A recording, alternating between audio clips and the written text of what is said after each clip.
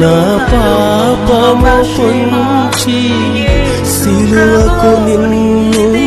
ఆహుతి చేసి కలుషహరా కరుణించితివి కలుషహరా కరుణించితివి ఆశ్రయను సిలువను పాప క్షమా యేసు ప్రభు క్షమా యేసు ప్రభో నీ దివ్య క్షమ భాసిల్లెను సిలువలో పాప క్షమం కారుణైవాతియువామయువదయో సిలువలో నిన్ను